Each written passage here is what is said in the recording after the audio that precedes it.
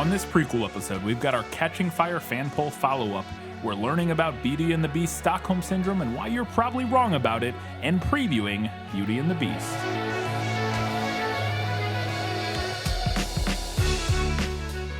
Hello and welcome back to This Film Is It, the podcast where we talk about movies that are based on books. It's a prequel episode, the prequel to Katie's birthday episode.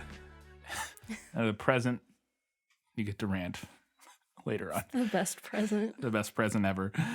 We've got a whole lot. It's going to be a long prequel episode. We got a lot to talk about, so let's get right into it with our patron shoutouts. We have two new patrons, both coming in at the $5 Hugo Award-winning level. They may have, looking at the dates, should have been in the last prequel episode, but I missed them somehow. I'm not sure. Well, the second one that you have on here was definitely after the last prequel episode. The first one, I'm not sure, because we got the notification from Patreon that this person had joined, but then when I went and looked at their Patreon profile, it says that they've been a patron since October. So I don't know what's happening. It's possible it lapsed and then they came back. I don't know. It's possible. I don't know. But either way, we have two new $5 Hugo Award-winning patrons, and they are Pat and Lynn Flakazinski. So thank you, Pat and Lynn Flakazinski. I hope I pronounced your name right. I don't know. It's a different one. It's an interesting name. Flakazinski. There's a Lynn Kabazinski who's well known in the bad movie universe. And I don't know if this is a reference to that or perhaps just a coincidence that you have a similar name. Know. But he's been on Red Letter Media. He stars and directs very cheesy martial arts movies. And he they ribbed one of his movies on Red Letter, but then he ended up coming on their show and they're kind of friends now. Anyways, his name's Lynn Kabasinski. Probably no relation, but who knows?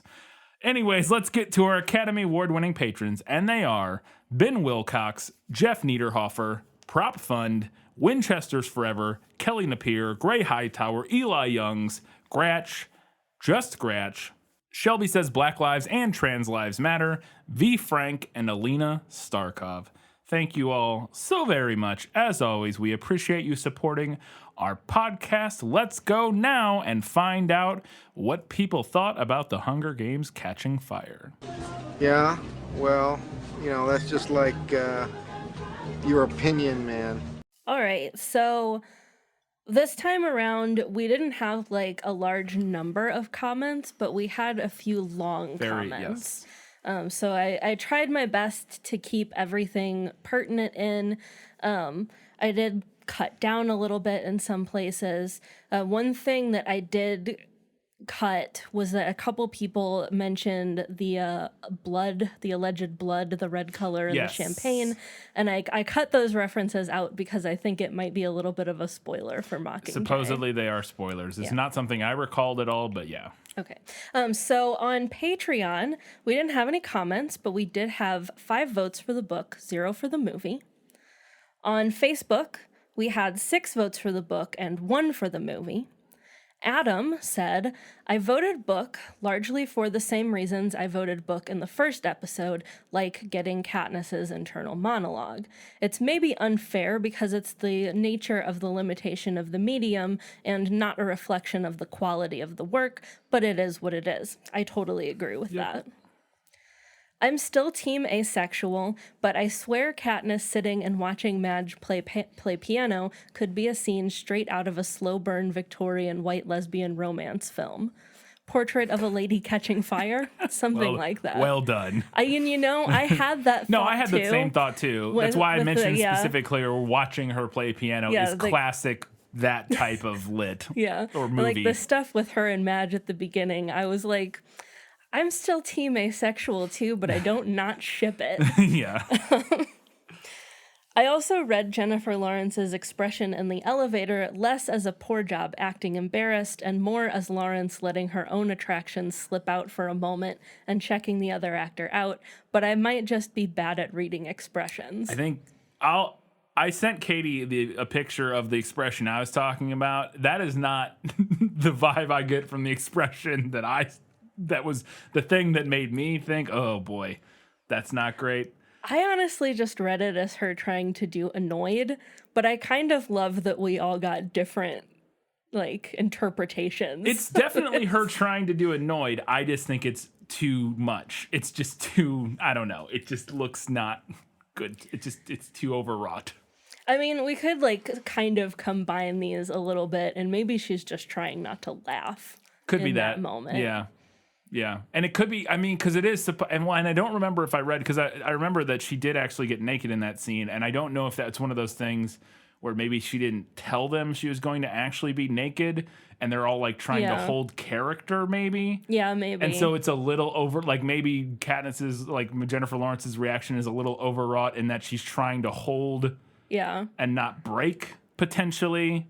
Because she is like biting her tongue almost. She's like, anyways, the picture. And I mean, given what I've seen of Jennifer Lawrence in like interviews and things like that, it wouldn't surprise me if she were one to break character laughing on set. Yeah.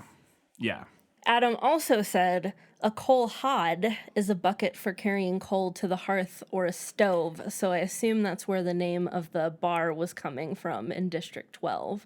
Referencing the hob. The hob. I think, which I guess it's close enough. Hob, that maybe there's something there. I guess it's also possible that that's just a typo. And I checked. Hob. Oh, I checked. Okay. It is hod. hod. Okay. Yeah, coal hod. Yeah, I guess that could be where that comes from.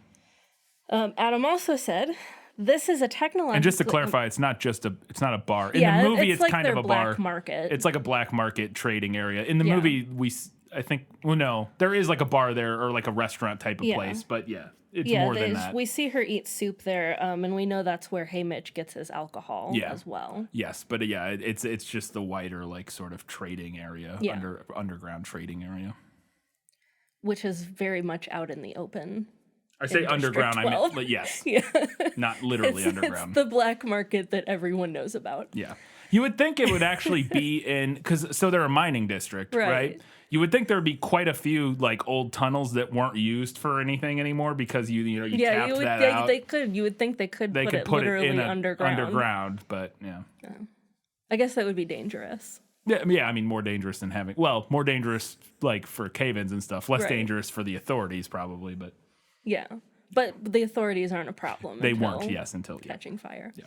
Adam also said, this is a technologically advanced future where we have advanced genetic engineering, giant force fields, and other technologies that could reasonably be called magic by modern standards, and they're still mining coal? Seriously, did the fucking coal lobby survive the apocalypse and get its hooks into snow? Why are they still mining coal? It can't just be because they keep everyone else at a low-tech level to keep them subservient, because they expend so many resources to keep a district running devoted to coal. I just don't understand that. I will agree that I think this is much more of a thematic choice than it is in any sort of practical. I agree with that. It does definitely sort of, I don't want to say cheapen the world building, but it is one of those things you have to not think about too much. It does feel, based on the technology, like he mentioned, that we see the Capitol is capable of, it seems incredibly unlikely that stuff would be running on coal. Yeah. Now, it's possible that they could be using the coal for other, like using it to do stuff in other poorer districts where they are just like heating homes and stuff or whatever, and that the Capitol is actually using. I feel like that would track for the world building. Right. Yeah. Yeah. And because there is, but we also know that the graphite mines in District 13 are shut down, so they're not running nuclear, or if they are, they're using nuclear they've had left over or something. I think you could potentially read it as like a loss of knowledge following this apocalyptic event and war. Potentially. See, I would say that if we didn't have hovercrafts and like all the other technology that we see, it makes it a little silly. I think there could be something to the theory that like all of the coal goes to like these other districts that they want to keep also impoverished. Yes, I think that that makes the most sense. It was District 8, I think, was the textiles district where Bonnie and Twill were from, and I kind of got the vibe reading their section that it's just like perpetually the Industrial Revolution there. Yeah. Yes, it does. I will say, I agree that it makes the universe feel a little like It raises questions. It raises questions, and it makes you kind of, if you think too hard about like, okay, so what is all of the capital running on? Is it running on coal? That seems unlikely based on what their technology level is. Yeah. And if it's not running on coal, what is it running on? Where are they getting that energy source from? Is it nuclear? If it's nuclear, I guess they still have nuclear left because District 13, they're not able to get the stuff they need. Like that was the nuclear district or whatever. So they're not, I don't know. It does definitely raise some questions if you think about it too hard. I think you have to kind of just, and there's an argument to be made that ideally you would be, your story would both thematically do what it wanted to do, which is what the Hunger Games is doing, which is by having it be coal mining and tying it to something very identifiable to us, and a struggle and a sort of an industry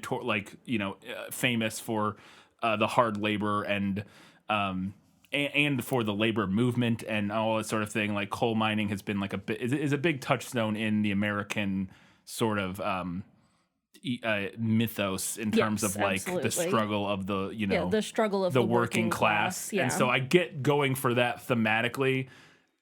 So that's what she did instead of making the world make like perfect sense in terms of the technology we have. Like you could do what she did here with District 13 if, in the capital they were living like a normal like 21st century life and not like a 30th century life, then I think it would work.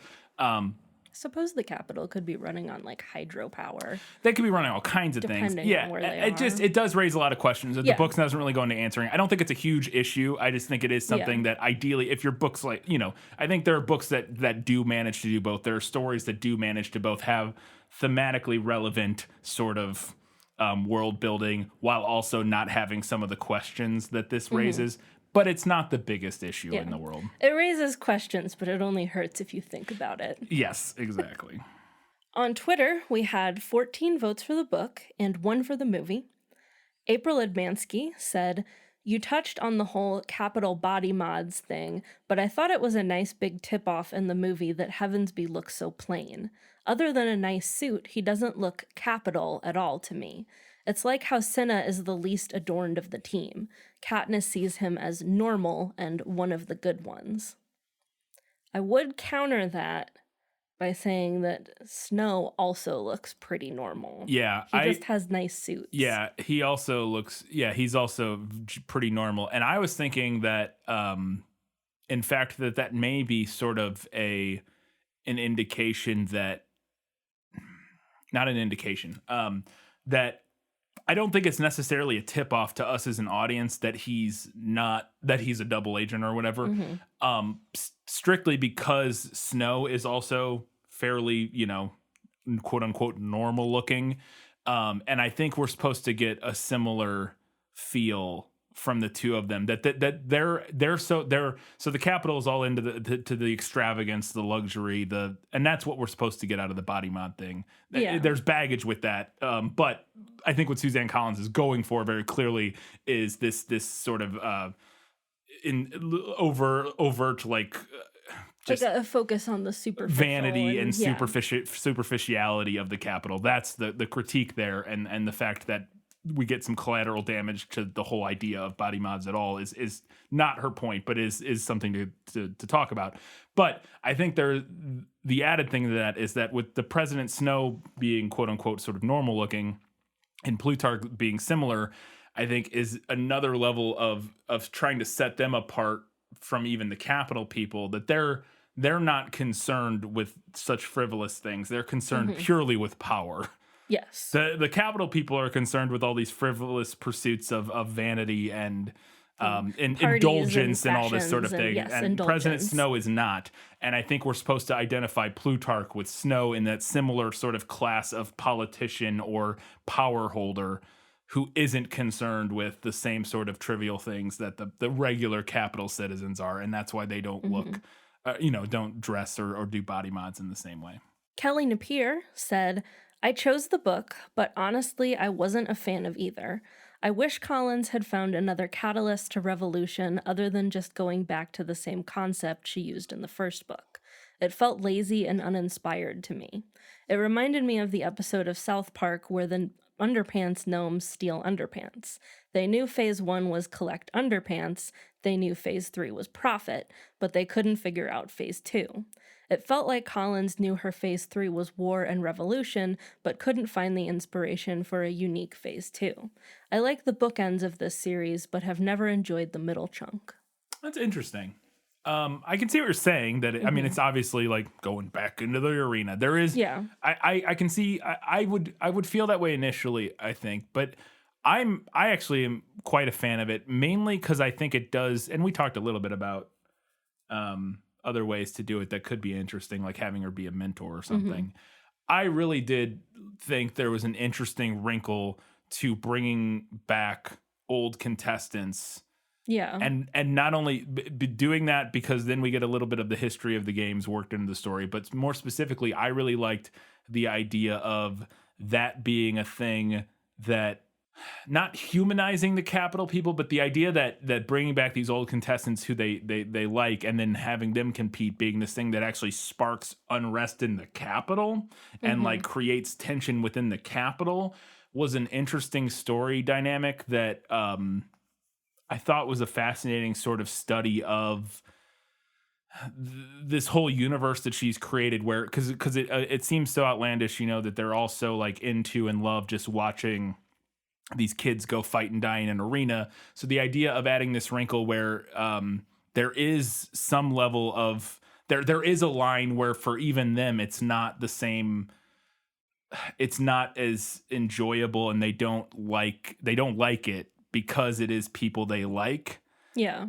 I thought there was an interesting wrinkle there that makes it sort of an interesting commentary that I don't know how you get across without doing something like that. I think there's lots of ways that obviously this middle section could have been told, like I said, being a mentor, a million other things.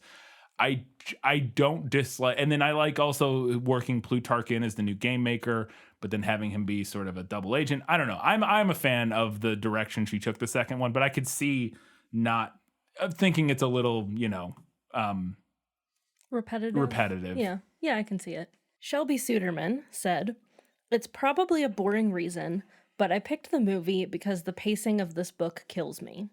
I know the stuff in this part of the book is important, but it's also the reason I gave up on the series and didn't discover my love of the Hunger Games until I saw the movies.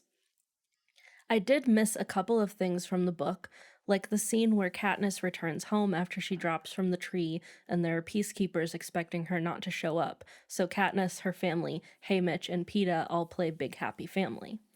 I also would have liked to see Haymitch's games and the scene where Katniss and Finnick scare Peeta. I thought it made more sense in the movie that Joanna explains who Annie is, as opposed to Peeta just guessing in the book, unless Annie is a really unusual name in Panem." I want to pause there for a second, because that comment made me have a revelation about names in this series. Okay. So, based on all of the people we've met, I noticed some common themes after seeing that comment, which is that the people from the capital and the wealthy districts they have the really ridiculous weird names. Yeah. They have ridiculous names. And then as we move to like the middle of the pack, we get kind of normal names. Yeah. Like Finnick and Annie. Those are both names. Vaguely, yeah.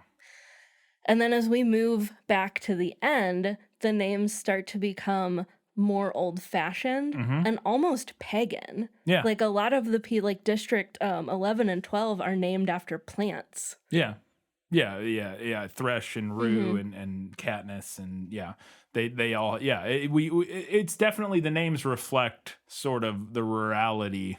Rurality. I don't know if that's the right word, of the district. And then and again, I think the same thing with the names in the capitals, the same thing with the body mods and stuff, is reflecting sort of this implied extravagance and just vanity, and just coming up with these ridiculous names to us. You know, that, I mean, all names are ridiculous. They're all made up. It's all stupid, but they seem ridiculous, you know, to a 21st century English speaking audience, because they're nothing like the names we have. But yeah, I it is, very clearly the names are following sort of a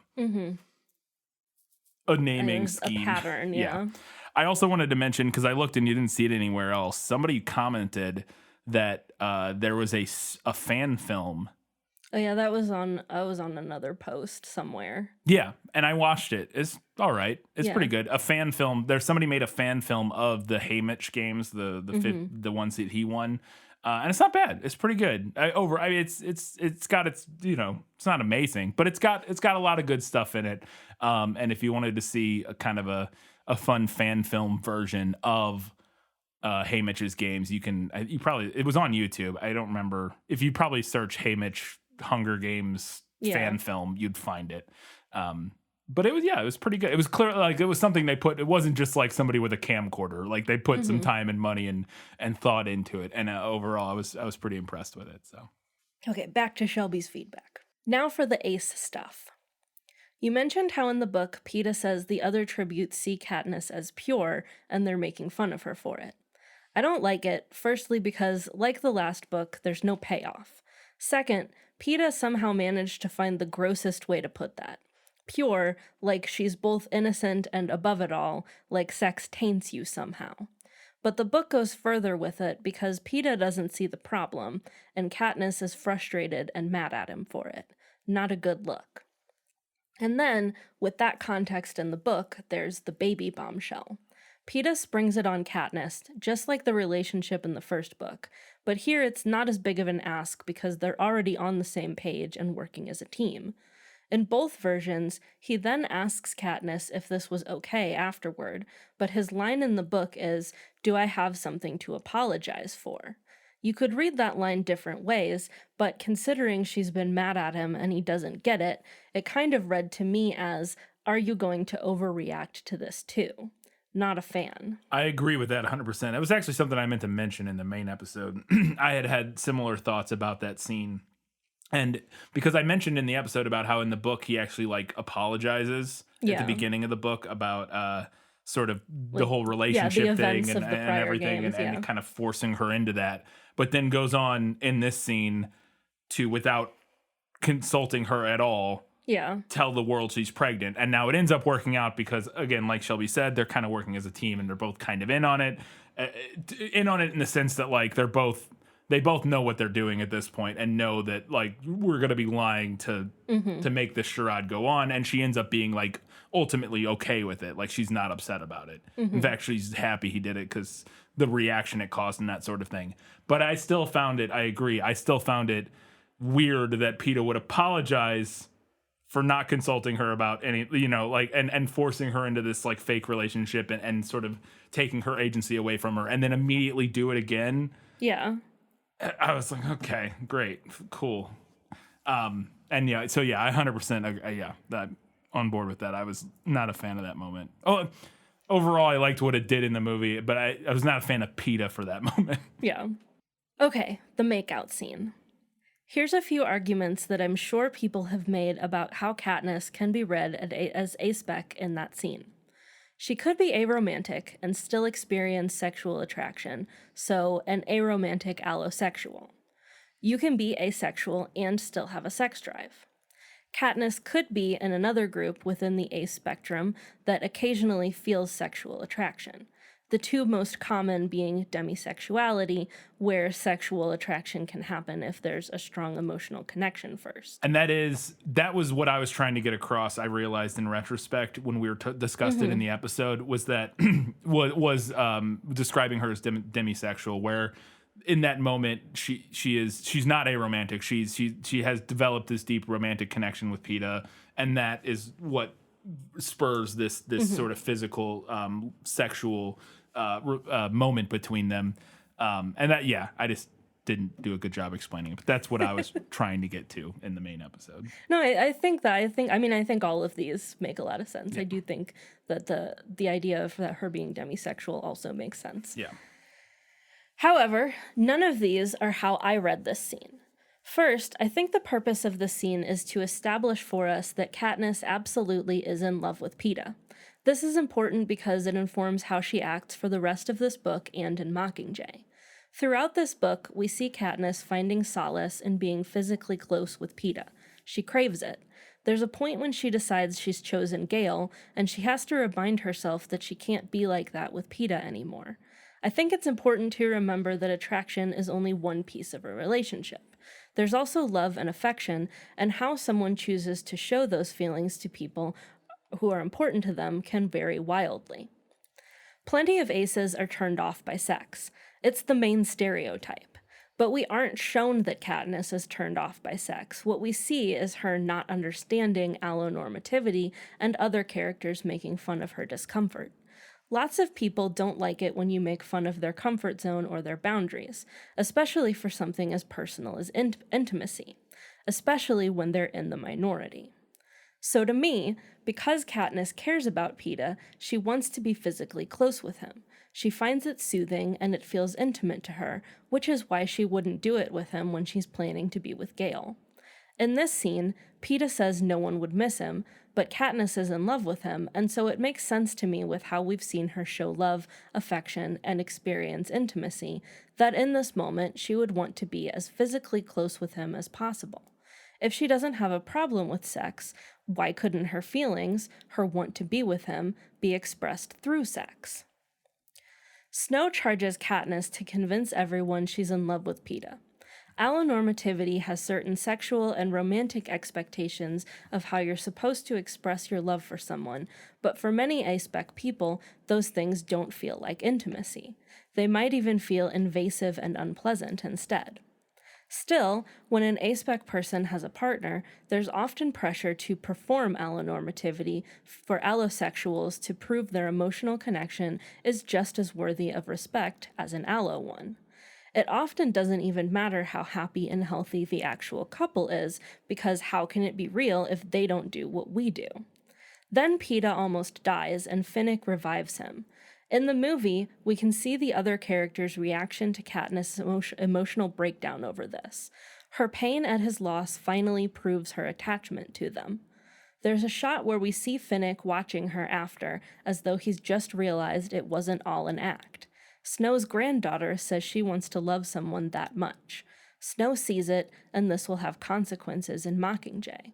It's a common trope in fiction, but with this context, it also captures the voyeurism aspect.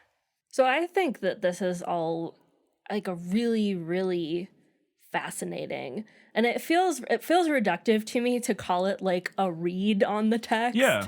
But I'm not meaning it reductively. I think it is a really interesting, like, critical interpretation of what we're given by the primary text. No, because 100%. The primary text doesn't come out and say Katniss is asexual. No. Right? So what we have to do is kind of pick up these breadcrumbs. And I think that this is all a really stunning example of how to pick up those breadcrumbs. Yeah. And I want to thank Shelby again for providing her perspective and taking the time to write all this out for us. No, it was absolutely. It's very, very thankful for that. And I was thinking, I was like, okay, Shelby, now time for your video essay premiere. This is it. You have your script. You're writing your script slowly through tweets at us for your video essay about Katniss as Ace and how it reads and how it works in the films and in the books. So get on that. Make that video essay because we'll watch it. All right. And finally, on Instagram, we had 13 votes for the book and 3 for the movie. Noah Ramirez YT said, haven't read the book, but this is the best entry in the series by far. Too bad this movie has a Last Jedi situation where it's a really cool setup and the next movie just drops the ball. This is really interesting. So they say they haven't read the book. And I'm so interested to see, because obviously, from, like I said, from what we've discussed, from my memory, I did not like the third book. I haven't seen the last 2 movies. And I'm wondering... because that was my reaction to reading the books the first time, of liking this one a little bit. I even liked this one less than the first one on my first read. This time I liked them about equal, I think. Maybe even this one a little bit more than the first one on reread. But I thought that not having read the book and feeling that way makes me think that maybe the movies actually do follow the books closer than I thought. Because I was thinking, I've pondered it several times throughout these episodes about whether or not the movie is going to commit to the book story, or if it's going to tweak it for sort of a wider, not even wider because the books had tons, but for a more traditional, generic movie ending. Yeah. And it sounds like potentially maybe not. Yeah, I don't know. But I would say that in comparison to The Last Jedi, based on my memory of and Rise of Skywalker, based on my memory of Mockingjay, is that the Mockingjay was maybe too, whereas Rise of Skywalker was just a mess because it tried to please everybody and to be too many things and do too much stuff and was just a mess for a lot of different reasons. Mockingjay, I think the problem is, from my memory, wasn't that it was trying to please too many people or be too many things. It was that it knew exactly what it was and what it wanted to do, and that was just not going to please a lot of people, which is something that The Last Jedi did. Like the Mockingjay to me feels more like The Last Jedi, from my very vague memory, in knowing what it wants to do and saying, I don't care if you like it or not, this is what we're doing. Yeah. Whereas The Rise of Skywalker is like, oh, you like this? You like this? You like this? Oh, you didn't like that? We're going to make fun of that in this movie because that's dumb. Boo. You like this? So it's interesting. It's an interesting comparison. It's interesting to me, too, because this middle entry, both the book and the movie, I feel like seems to me polarizing, because I've seen people say that it's their favorite out of the trilogy and also that it's the worst one out of the trilogy. Yeah, I think that's the second and third are the only ones that would get that, because the first one is just it's your introduction. It's interesting. Yeah, and it's all sort of. It's all new. It's all new, fresh. And it's all and where you go from there is all completely up in the air. Whereas once you get to the second and third, the second and third one then have to keep those balls in the air. Yeah, the second one you're comparing it to the first one, and the third one you're seeing if it gives you the ending you want. Right. So there's a lot more expectations. Whereas the first one doesn't really have any expectations, so it's a lot easier to not be polarizing, I feel like. Yeah. And our last comment, Them Cultured Vultures said, "My vote is for the book. I agree that Katniss's inner monologue is sorely missed. I also may be in the minority in thinking that Philip Seymour Hoffman plays Plutarch a little too disinterested. I imagined him to be a little more eager in manner. If Toby Jones wasn't already in this series, he might crush it. On the other hand, Sam Claflin and Jenna Malone work really well. Good movie, better book." I agree overall. I like Philip Seymour Hoffman a lot in this role. I think he does. I don't mind his disinterested nature. I think he's playing it kind of exactly what I expected upon reading the book. But I can see that, and I agree with the rest of it. I did want to go back and actually, because what I just said about trilogies, I think is true for like every trilogy, right? Because you think about like Lord of the Rings, you think about any of the Star Wars movies, Back to the Future, just kind of some of the big ones off the top of my memory.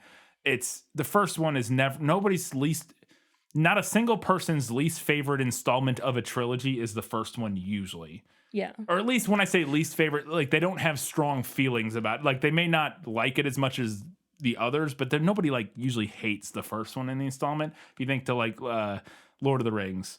Like most people like Fellowship of the Ring. In fact, in some people's it's their favorite, but like nobody dislikes Fellowship of the Ring. Some people have meh feelings on Two Towers, and then most people like Return of the King, but with some meh feelings. And I feel like that's the same for every series, like every trilogy. Well, I think if we take it to back to that kind of juggling metaphor, I think it is easier to throw the balls up in the air than it is to keep them in the air. Yeah, and then to catch them at the end. Yes, and to catch them, and you're not going to catch all of them, and some people are going to be unhappy about the ones that you dropped, and some people are going to be unhappy about the ones that you caught. Yeah. Also, I really hope somebody comes crawling up to tell us that they actually hate the Fellowship of the Ring after that. So I would be astonished. And here's the thing: all those, real quick, any of those, if you come on the comments of this episode, I'm going to name off a handful of series here. If any of these series you like dislike or have strong negative feelings about the first one in the series, please let us know. Lord of the Rings, Back to the Future, The Hunger Games, Star Wars, the original series, Star Wars, the sequel series and even Star Wars the prequel series. I would argue. I feel like that's the exception. That's maybe the exception in that most people dislike a lot of them. A lot of people dislike all of them. A lot of people dislike Phantom Menace. But Phantom Menace is, for a lot of people, their favorite in that series, or not their least favorite. For a lot of people, and I know for myself, I think Phantom Menace is okay, not great, but I like moments in it. Same for Revenge of the Sith. The second one's just terrible, and I think most people, if you had to pick, here's what I guess I want to know. I guess this is the way to ask it. If you had all those series I mentioned, if you had to pick your least favorite movie in the series, if it would be the first movie, let us know. Like in any of those series. Okay. Like if your least favorite in any of those things is the first one, let us know. And now that may be like Lord of the Rings, somebody's least favorite might be Fellowship because they just like the big moments in in 2 and 3. But I guess I'm not doing a good job explaining it because I feel like there's a kind of a combination of like your least favorite, but you actually have active negative feelings about it as well. Anyways, I'm just interested. I feel like nobody. The first one is just it's like you said. It's easy. It's you throwing the balls in the air. It's nobody dislikes the first movies in the series, or even if they dislike them, they don't dislike them as much as other ones. Because in the prequel series, people hated it from the beginning, right? And so they just kept disliking 2 and 3, which is a little different. Whereas, I don't know. Anyways. Can't drop the balls if they weren't in the air to begin with, I guess. Yeah. Because I would say that, like, Fellowship might be my least favorite of the 3. But I still really like it. It's not like I dislike it. Like, it's just, it might not, like, it. If I had to pick my favorite. Fellowship is my favorite, actually. Yeah. And for some people, I could go either way on it. I think now it's probably like the strongest film, but I think we've discussed this before at length in the Lord of the Rings episode, so we don't need to get into it. Go back and listen to our Lord of the Rings episode. Yeah. Anyways, did you do the final numbers? No. Okay, do it. All right. Well, if you've been keeping track, then you will not be surprised to know that this is another landslide, and the winner is The Book with 38 votes to the movie's 5. Again, I was not expecting this to be quite as big of a crush as what we got. Yeah. It's interesting.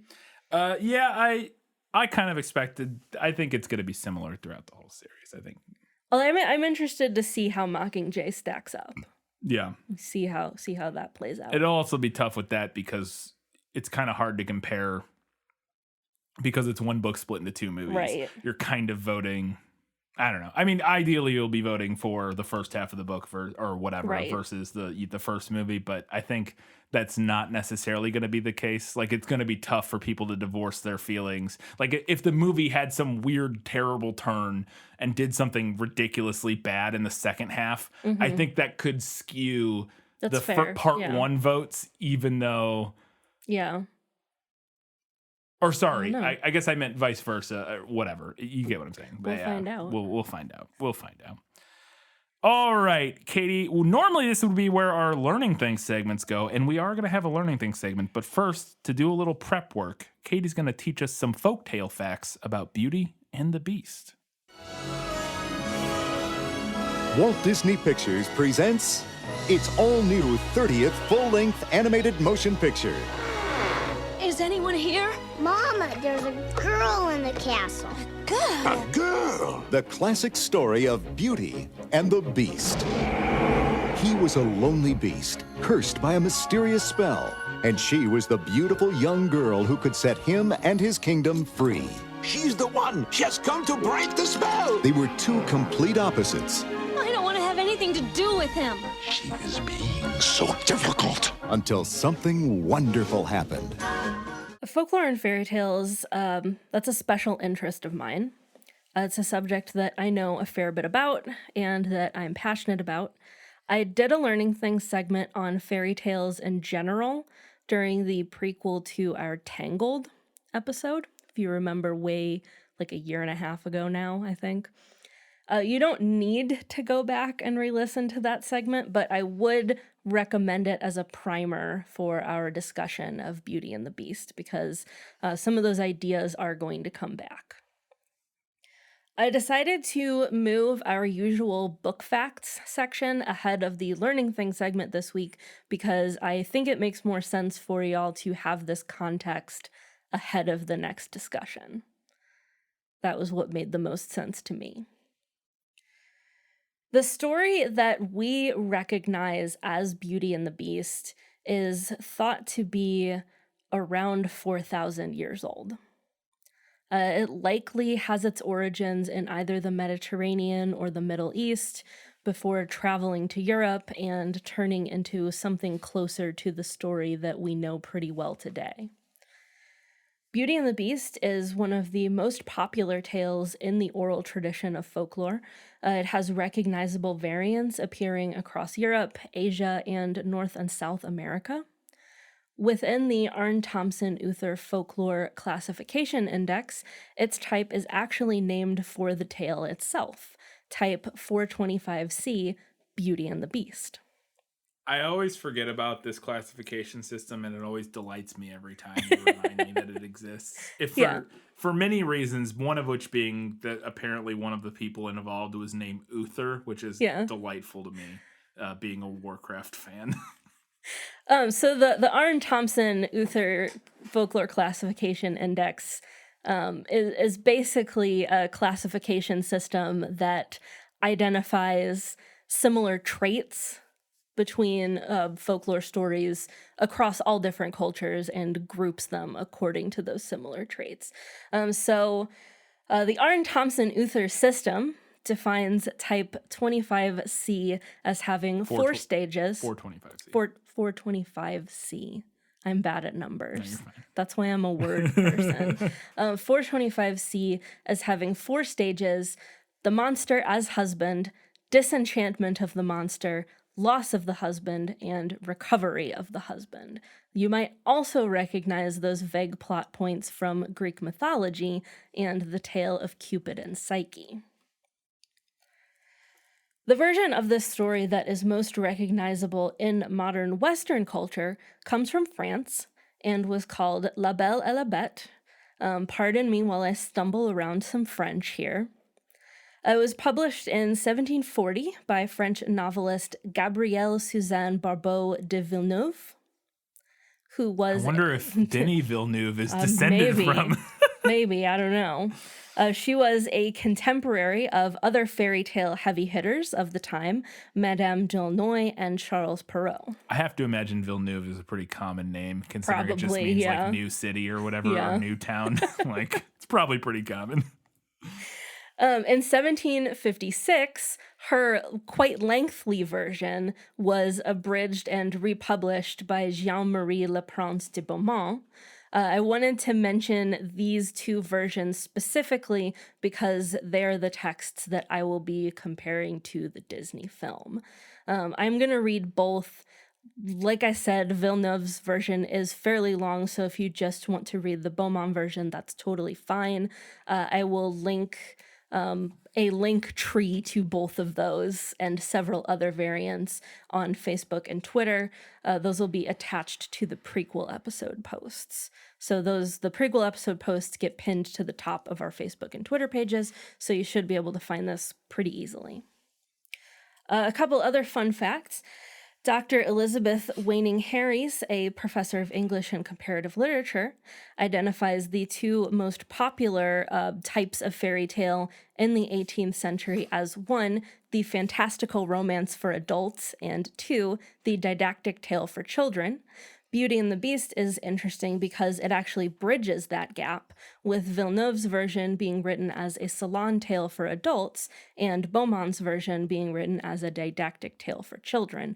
Side note, a didactic tale is a story intended to teach, particularly moral instruction. Folklore scholar Dr. Maria Tatar notes that the Beauty and the Beast tale incorporates a common theme found in folklore around the world, that of animal brides and grooms, pointing out that the French tale was specifically intended for the preparation of young girls in 18th century France for arranged marriages. And we'll talk more about that in our next segment. It's time now for our Learning Things segment. Let's go ahead and learn a little bit about Beauty and the Beast, Stockholm Syndrome, and why you're probably wrong about it, dispelling a rampant myth that makes Katie go absolutely feral. No matter what anybody tells you, words and ideas can change the world. All right, quick disclaimer. If you have memed this meme before, this is not a personal attack on you or your intelligence. We've all proliferated dumb stuff. The important thing is whether or not you stop when presented with new evidence. I have memed this meme before. Well, I say that. I'm sure I have agreed with it at some point or laughed along to somebody joking about it at some point or whatever. Like, I don't know if, I don't know if I ever like posted anything. Like, I don't know why I would have, but. Yeah, you probably not. No, but I'm saying, I think there was probably a point. It seems very likely to me that there was probably a point where I at least thought it was a somewhat, from hearing it in passing, you thought it was a rather compelling argument. Mm-hmm. I will also say that I do think we're in the backlash to the back. No, we're almost coming into a time where we're in there's a lot of sort of response to this meme. Yes, and I do mention that later on in my section. Sorry. Yeah. So if I opened my phone or a new tab on my computer right now, Googled Beauty and the Beast Stockholm Syndrome, and went to images, I just want to give you guys a quick meme sample. These are all paired with images from the animated Disney film. Beauty and the Beast. A monster locks a girl in his castle until she loves him. Once upon a time, Stockholm Syndrome. Stockholm Syndrome. It works. If Beauty and the Beast teaches us one thing, it's that looks don't matter as long as you keep her locked up long enough. Beauty and the Beast, a heartwarming tale of Stockholm Syndrome and beast love. I like that one especially because that person reached for bestiality and just couldn't quite get there. Beast love. Beast love. Also, it's not bestiality. They're a fucking person who looks not, like an animal. It's but not, anyways. It's not. Furry that's love. That's a whole other thing. So you mentioned that we're kind of in the backlash, I guess you could call it, to this particular meme right now, which is good. Yeah. Because if we hadn't reached that point, boy, I think this would be my villain origin story. So today, I'm going to present a two-prong argument about why this common mimetic misunderstanding of Beauty and the Beast is, to put it succinctly, wrong. Prong 1, an internet-based understanding of Stockholm Syndrome. And I just want to note that in this first prong, I'll be referring exclusively to the Disney film, since that's the version of Beauty and the Beast most oft memed in this manner. As with most psychological conditions, the understanding of Stockholm Syndrome that appears in memes is incredibly surface level. Essentially, the internet's understanding is that in cases of Stockholm Syndrome, a prisoner forms an emotional/psychological bond with their captor. However, that is roughly where the internet's understanding ends. And when you take that surface level understanding of Stockholm Syndrome and apply it to Beauty and the Beast, it's not surprising that you end up with 1 + 1 = 2. Is Belle taken captive by the Beast? Yes. Does she eventually form a bond with him? Also yes. So why is this widespread belief incorrect? Well, it largely has to do with the next and kind of important element of Stockholm Syndrome. That the prisoner, upon forming that bond, becomes sympathetic towards their captor and their cause. Now, in this context, become sympathetic doesn't mean that the prisoner feels bad for their captor or experiences pity for them. It means that the prisoner's worldview or belief system seems to shift to align with their captors. Consider one of the most famous examples of Stockholm Syndrome, Patty Hearst. Hearst was an heiress who was kidnapped by the Symbionese Liberation Army in 1974. While held captive, she was recorded denouncing her family and taking on a new name, and later worked with her captors, the SLA, to rob banks. So as a result of her captivity and what she endured during it, Patty changed into someone whose beliefs at least appeared to align with her captors. Now, does this apply to Beauty and the Beast? Of the two main characters, consider who we see undergo change throughout the story. It's not Belle, it's the Beast. If Belle had Stockholm Syndrome, we would see her goals and behavior begin to align with that of her captor, but that's not what happens.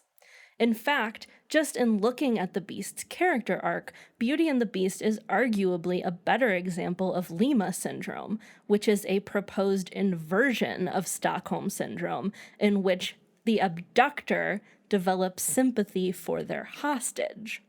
Because in fact, what we see in Disney's Beauty and the Beast is the Beast changing to be more like Belle, not the other way around. It's so obvious when you say it aloud that it's amazing that anybody could get it wrong. But Prong 2, ignoring historical context. If there's one thing that the internet loves to do, it's ignore any kind of context. In the case of the internet has named one single time where the internet has ignored context. So in the case of Beauty and the Beast specifically, we've been ignoring historical context. As I mentioned, the Disney film's closest historical relatives are Villeneuve and Beaumont's version of the story. As I also mentioned, these French versions of the tale seem to have been specifically intended to help young girls prepare for arranged marriages. So let's talk about that. Villeneuve and Beaumont were both writing in literary salons in pre-revolutionary France, and their audience was primarily upper-class women and girls. In their versions of the tale, the Beast is never brutish, like what we see in the Disney movie initially. He is ugly, but gentle and kind. He asks Beauty if she will marry him, but he respects her refusal and continues to be kind to her while patiently waiting for her to fall for him.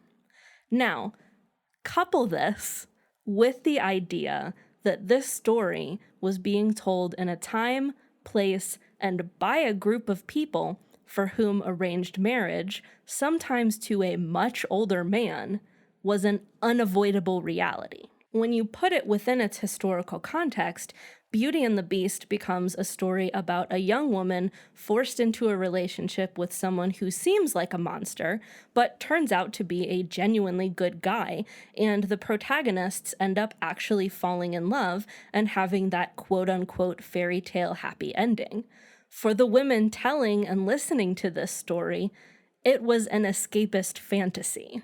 So the widespread idea that Beauty and the Beast is an example of Stockholm Syndrome is propped up by ignorance on two fronts: a lack of understanding of the psychological condition itself and the exclusion of the story's historical context, which is aided by the idea of arranged marriage being very far from our scope of understanding in the modern Western world. I was glad to see more pushback against this meme following the 2017 live-action remake. My other issues with that film aside, like I said, this could easily be my villain origin story. I realize that this is a niche hill to fight and die on, but I get one. All right, there you go. Katie's long-awaited Beauty and the Beast Stockholm Syndrome. Happy birthday to me. Happy birthday to you. Let's now find out a little bit about the movie that spawned a million memes, Beauty and the Beast.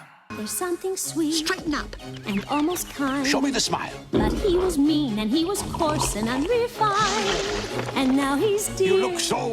And so unsure. Stupid. I wonder why I didn't see it there before. It's a story filled with fun, Oh, I beg your pardon. adventure, Sacre bleu! Invaders! and dozens of wonderful new Disney characters. Keep it down. Featuring 6 new songs from the Academy Award-winning composer and lyricist of The Little Mermaid.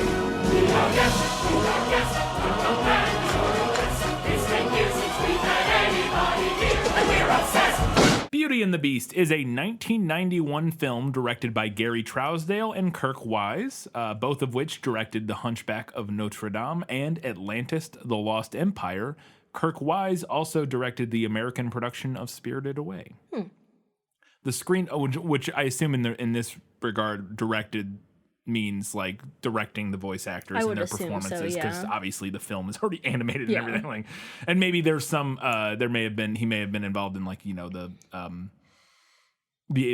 language adaptation. Who knows? But like, yeah, obviously wasn't directing like visually what was going on in the film. Yeah, he wasn't like storyboarding or anything.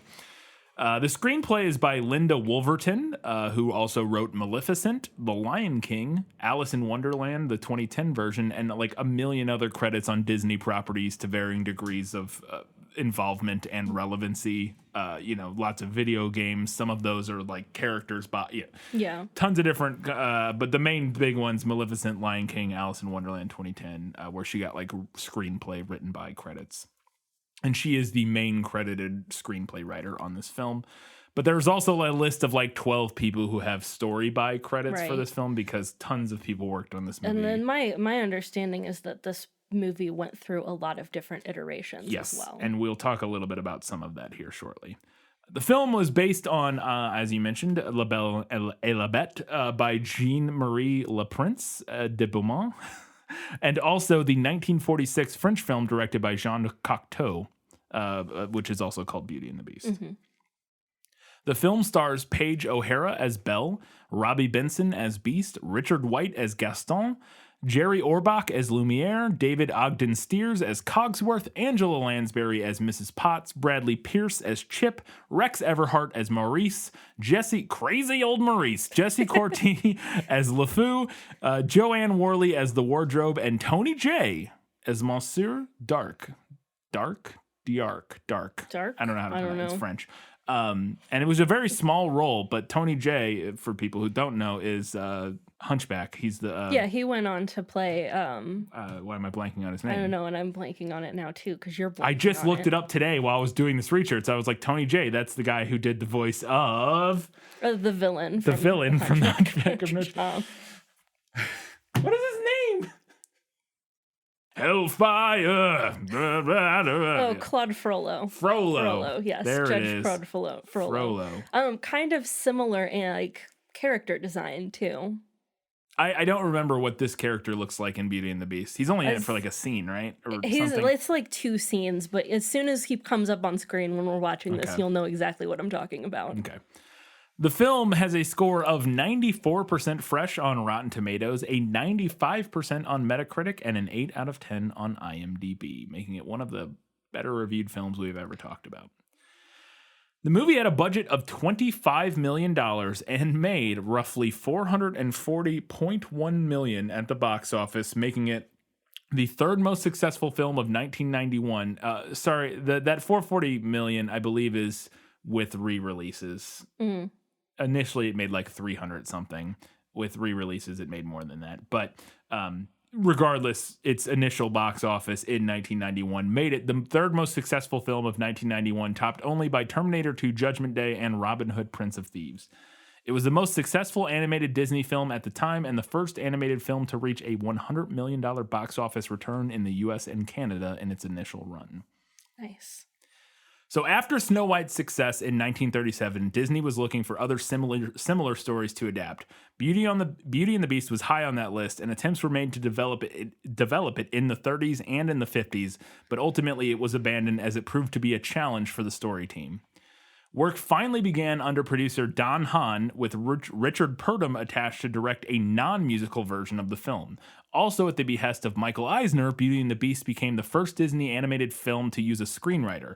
Traditionally, animated films were developed on storyboards rather than in scripted form, which is fascinating to me, and I did not know that. I didn't know that either. And when it says animated films, maybe it means Disney animated films. That's just how Disney did it. I don't know. I've seen the pictures of them like storyboarding, but it still seems like you would have done that after. Yeah, I always assumed that there was a script. Yes, and then they storyboarded. Because spoilers. That's how like every other movie is made. Is you write a script and then you storyboard from the script, and that informs how you shoot the film and like what the film looks like. It's wild to me, the idea that you wouldn't have I don't know. Yeah, it's very really interesting. I don't know how you couldn't have a script. I truly don't understand that. This comes from Wikipedia. If somebody out there knows more about what that means, or what what if it literally was just storyboarding with like lines attached, because obviously there has to be a script of some sort that people are reading they're reading lines. There's a script. I don't know. It's very fascinating. I don't know. I saw that note and I had to include it because I was like, wait, what? So upon seeing initial storyboards in 1989, Jeffrey Katzenberg was dissatisfied with Purdom's ideas and ordered the film be scrapped and started over from scratch. A few months after restarting the process, Purdom resigned as director. The studio then approached The Little Mermaid directors John Musker and Ron Clements, but they turned it down due to fatigue from having just finished The Little Mermaid. Then the big decision was made. Katzenberg decided he wanted a musical and asked Howard Ashman and Alan Menken to score the film into a Broadway-style musical. To accommodate Ashman, we discussed Ashman in the Little Mermaid episode. Yes, we did a whole segment on him in the Little Mermaid prequel if you wanna learn more about him. More about Howard Ashman specifically. But to accommodate Howard Ashman, who was dying from complications of AIDS from AIDS at the time, the production of the film was moved from London to Fishkill, New York, where Ashman lived. There, Ashman, Menken, Wise, Trousdale, Hahn, and Wolverton retooled the film's script. Katzenberg liked this new direction, and storyboarding began. The production flew story artists back and forth from California to New York for storyboard approvals from Ashman. I'm sure there's a fascinating documentary about all this, because it would appear that Ashman did far more than write songs for this film.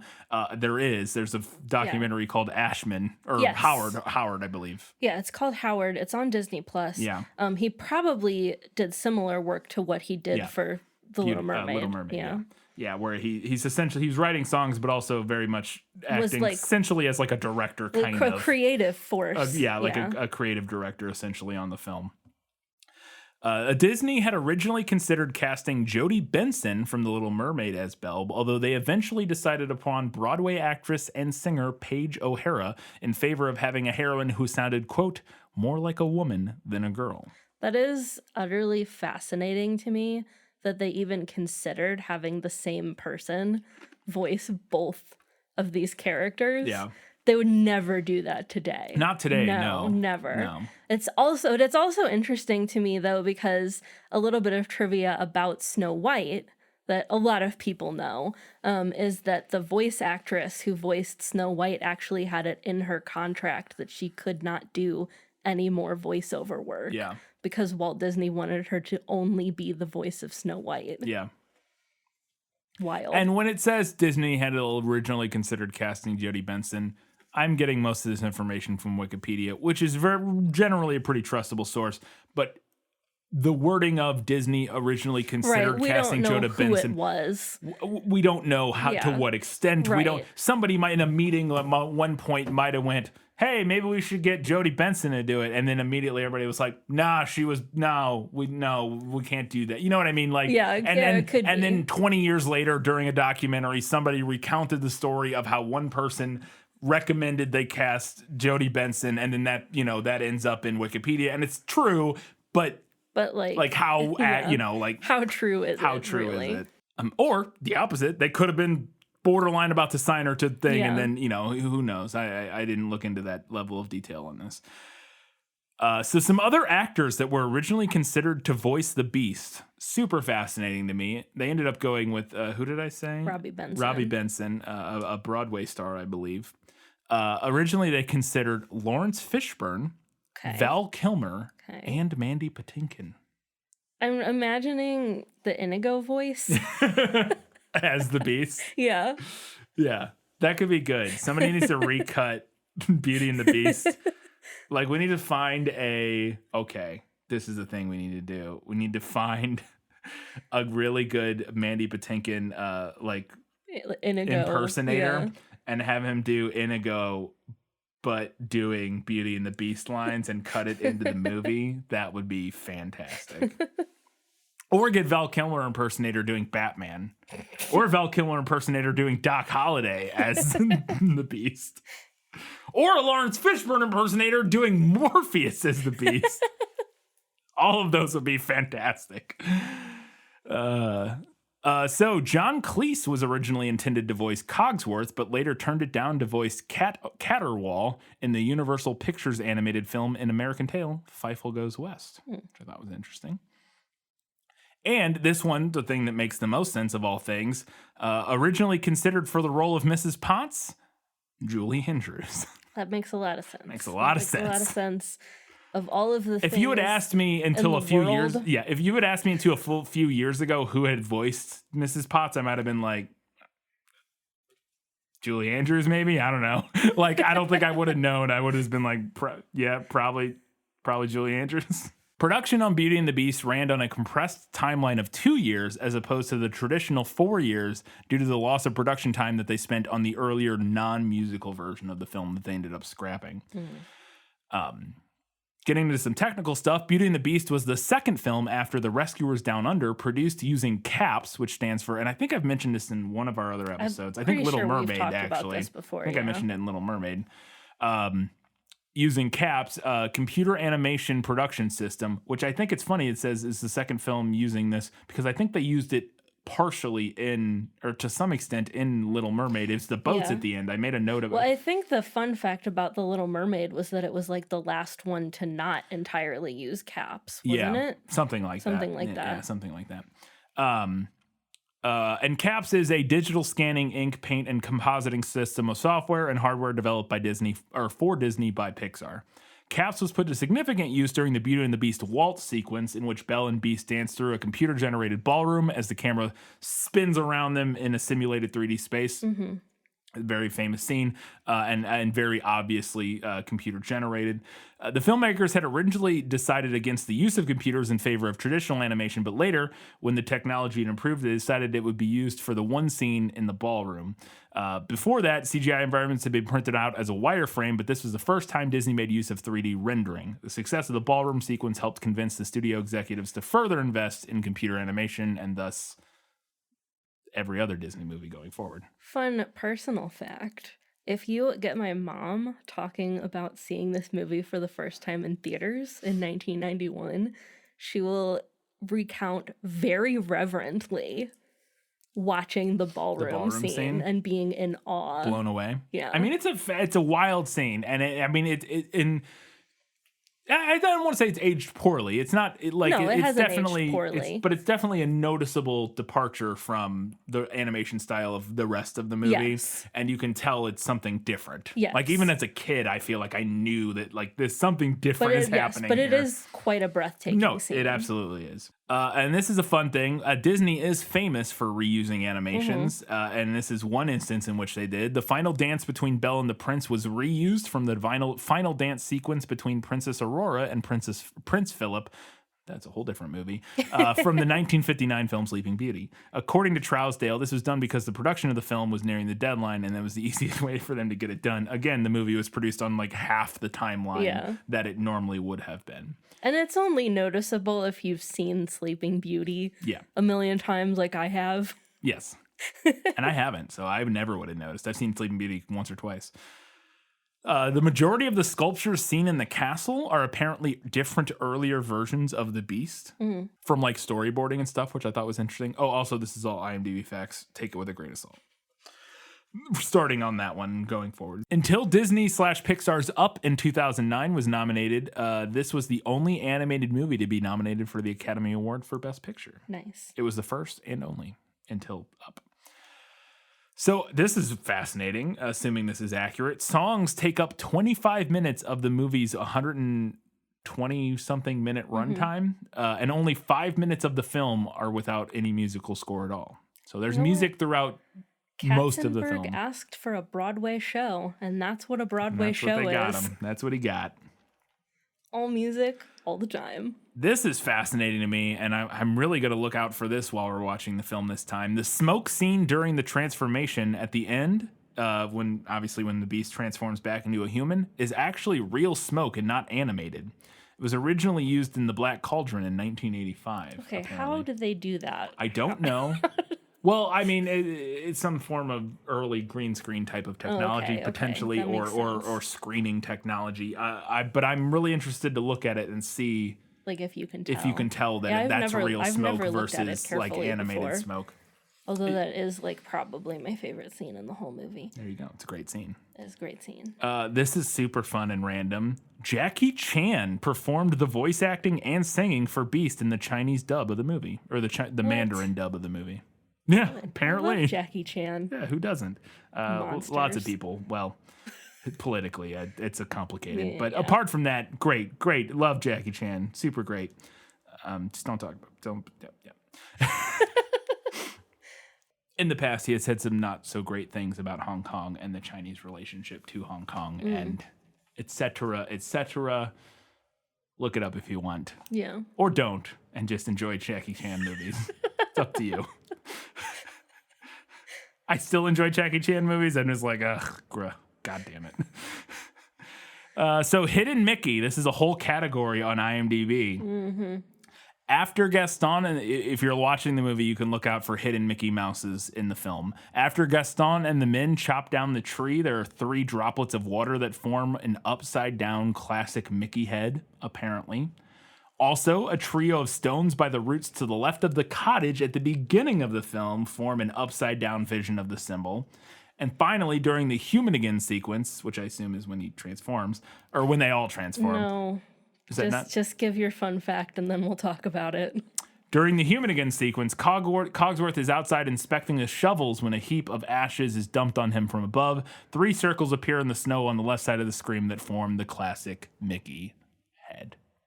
Okay, so for one of the special edition DVD releases, they added a scene to this movie that was like a scrapped song called Human Again that the castle objects sing. Okay. FYI, How they want to be human again. we will be Just can't wait to be human again.